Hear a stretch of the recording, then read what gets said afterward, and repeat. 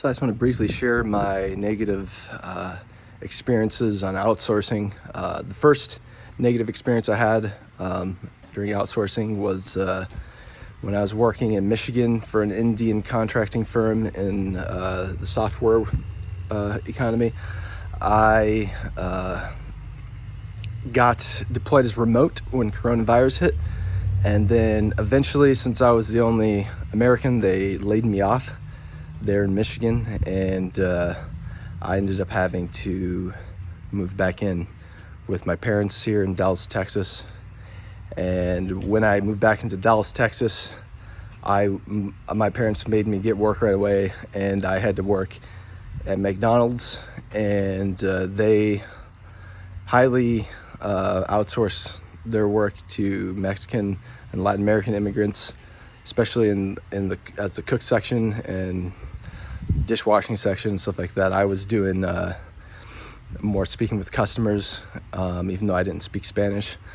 And then I started working in a warehouse, and the warehouse was mostly Mexican, Latin American. I just see them hiring immigrants because they could pay them lower, and a lot of them didn't speak English, and I don't see how they could even be employed, especially in Texas, in America, you know what I mean? And then I worked at another warehouse, which was mostly Hispanic and Mexican. I ended up quitting them all and just going unemployed so I could study for interviews back in the IT industry. I just think that it's important to crack down on capitalism and immigration and outsourcing.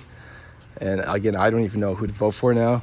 I have to consult with the Communist Party USA because of my negative experience with outsourcing. I think that both the Democrats and Republicans are dangerous to the future of America. I think that we need to find some strong communist leaders